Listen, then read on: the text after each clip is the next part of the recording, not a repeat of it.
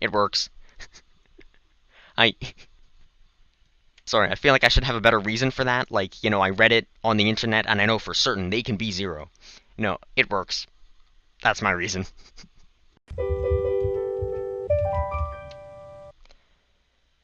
And actually, I figured I'd add a bit of a digression here, which includes some connections to my other topics and series.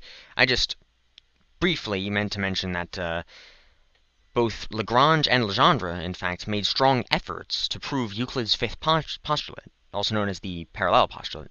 And, of course, we realize now this cannot be proven, and non-Euclidean geometry, as you can see, shows that the postulate can be made to be false. If we do that, we end up with alternative systems, obviously. And if you've seen my other series, or at least my introduction to non-Euclidean geometry, you know that. So I'd encourage you to learn about that. It actually ends up being very interesting. In fact, I'm probably gonna take a college course in it eventually, in non-Euclidean geometry. I mean, but well, again, that's a digression. The point is, another interesting connection is that Legendre himself, one other place you may have heard me mention him is within my modulo series, actually, because Legendre attempted to prove that, well, that the law of quadratic reciprocity was true. This was around, I think, the 1780s. I could be wrong. I don't know. Plus or minus, like, 10 years on that one. But he was unsuccessful and was criticized by Gauss, who was the first to end up proving it around the turn of the 19th century. And so that was, there's a whole kind of, well, yeah, there's a whole background on that, sort of a number of stories involving that. But Legendre also worked on the PNT, what we call the prime number theorem, but again, was largely outdone by Gauss. Now, in this particular case, if you've seen my beginning videos in the PNT series, you, me, and the PNT, I think I described this very briefly. That's somewhat of a short series as of yet, though, kind of unfinished. So maybe I still have some work to do. But, I just figured I would point out some other connections because I've already covered some things about Legendre, so it's very interesting how these mathematicians, especially back in the 18th and 19th centuries, they worked on many different areas of mathematics, and I find that somewhat admirable, to be perfectly honest. Or at the very least, it's certainly interesting. The various different developments that were made, and I don't know. I just feel like it's an underrated aspect of mathematics, the history. People don't realize that it's a human endeavor. But again, this is a digression, so I should get back to work, back to the main topic here. So Legendre's theorem in 1793 specifies, or specified, I suppose, when a number is or is not the sum of three squares. And so, ultimately, you can see here, I meant to have some animation, but, you can have a drum roll if you want. N cannot be expressed as the sum of three squares if and only if it is expressible as this formula right here. So it's 4 to the a times the quantity of 8b plus 7 for integers a and b. Actually, I probably should say natural numbers a and b, because they can be 0, but they can't be negative. Because imagine if we substituted a negative value for that. 4 to the -1, that'd be 1/4 times something that isn't multiple, or something that is not divisible by 4. That wouldn't make sense. We'd get a rational number. And then if b were negative, think about it, we'd probably end up with something that is negative. And something that's negative, if n is negative, then it can't be expressed as the sum of three squares. Because think about it, all squares are positive, right? Anyways, that's even that may be a digression. Just my point is, a and b are natural numbers. But this is a somewhat interesting table. This is, in fact, one of the main reasons I made a PowerPoint presentation for this. Because I could have just sat, perhaps, at a camera and just talked, But I figured, I should at least give them examples. I should give them, a table. The point is, so a and b are natural numbers, as I said before. I'll allow them to be 0 because it works. It works. I Sorry, I feel like I should have a better reason for that. Like, I read it on the internet and I know for certain they can be 0. No, it works. That's my reason.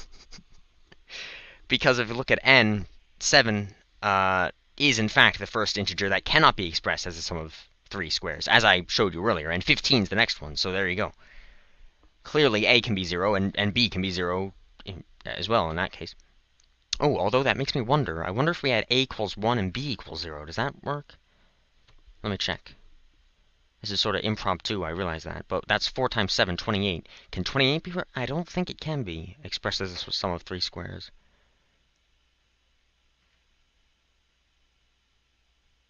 No, I doubt it. But maybe I haven't fully rigorously proven it yet. Alright, so maybe I'll get some confirmation that b is allowed to be 0, because I'm not sure yet. I'm betting you it is, though. Betting you it is. I apologize for the, lack of a guarantee on that. Hopefully I'll put an annotation or something to clarify. Anyways, I just wanted to provide a table, if that, makes sense.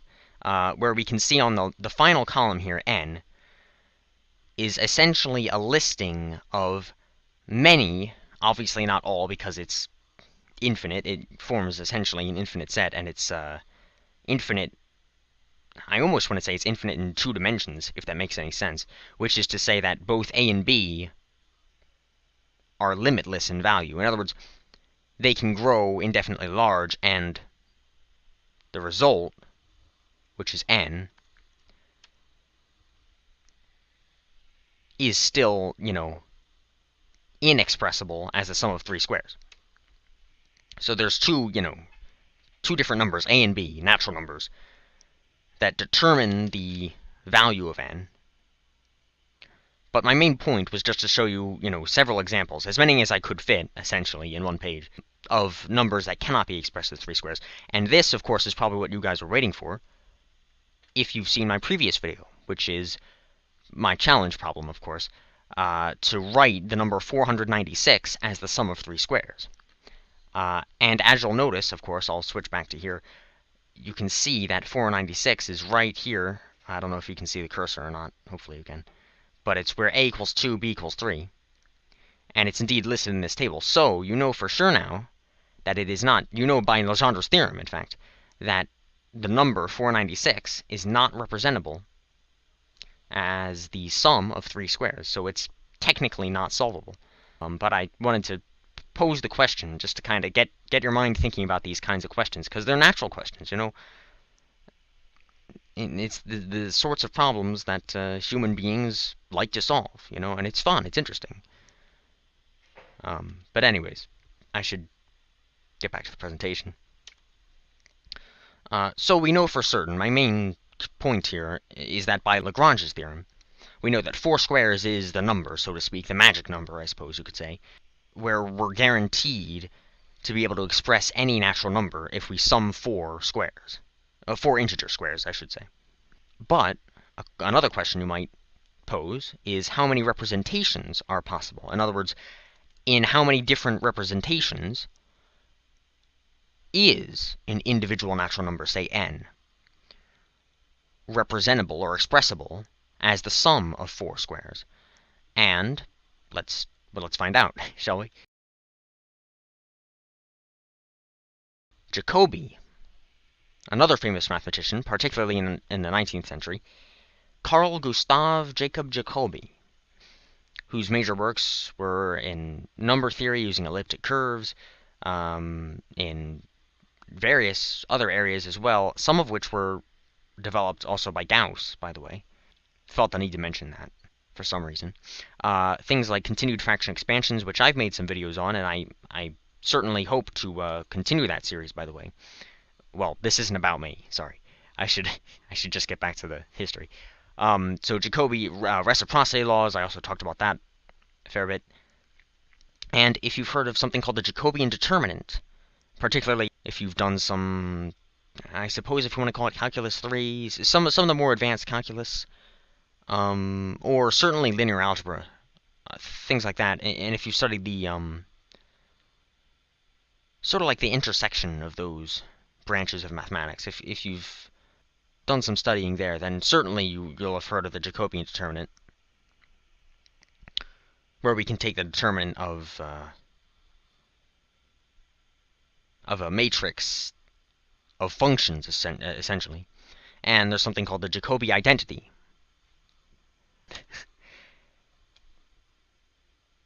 So in 1834, Jacobi's theorem answered the question that I posed, which is, how many, in what number of ways, or in how many ways, can n be written as the sum of 4 squares? And the answer, as you can see, is right here. So you can conceive of it as two different formulas depending upon whether n is even or odd. And so I have these formulas here. It's either 24 times the sigma, the sum of the odd divisors of n, if n is even. Or if n is odd, we can express it as 8 times the sum of all the divisors of n. And there are different ways of writing this. In fact, we can combine it into a single formula, which is 8 times the sum of all the divisors of n, where 4 does not divide into d. So basically, the sum, it's 8 times the sum of all the divisors of n that are not divisible by 4, is essentially what this is. And so I figured I should give you an example to kind of show this theorem in action. So the number of ways in which 12, let's presume that n is 12, can be written as the sum of 4 squares, in this case would be 96. And that probably sounds ridiculously large, but there's something I'd like to, actually a couple things I'd like to point out about this, which is, first of all, if you look at the left side of the screen here, you'll see that I've written down two of what I would call the kind of most basic, fundamental, kind of rudimentary ways in which we can express 12 as the sum of 4 squares, which is 9 plus 1 plus 1 plus 1, and 4 plus 4 plus 4. But what makes the number of possibilities so much larger than this, you might, judging from this, you might say, okay, well, that's essentially two distinct, basic, ways of representing it. And there doesn't seem to be any others, right? Well, as it turns out, according to Jacobi's theorem essentially makes a distinction between, first of all, switching the order of the elements as we sum them, and it also makes a distinction based on the sign of the integers before they're squared. Alright, so all squares are positive, sure, but strictly speaking, we can consider, 9 as being equal to 3 squared or negative 3 squared.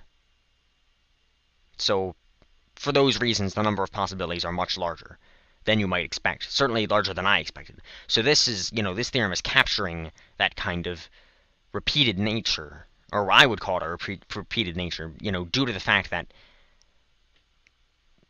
squares are always positive, and the order as we sum them doesn't really matter. It doesn't really change the result of it, given the fact that addition on the integers, at least, is commutative, obviously. So that's sort of the reasoning here for why we get 96. But I just wanted to show you at least one example so that you can see what this really means. And in fact, we have a more general idea involved with Jacobi's theorem, which is the sum of squares function. So it's r sub k of n. And this, by definition, specifies the number of ways in which n can be written as the sum of k squares. Again, that might look like a mouthful, but it's really just, it's all getting at the number of ways. So, in how many different ways can n be written as the sum of k squares? That's all it's talking about. And I just wanted to specify this, or make reference to this, because Jacobi's theorem solves, well, or at least it gives a formula for r sub 4 of n, because k equals 4 in this particular case of Jacobi's theorem. Because we're considering every integer as the sum of 4 squares.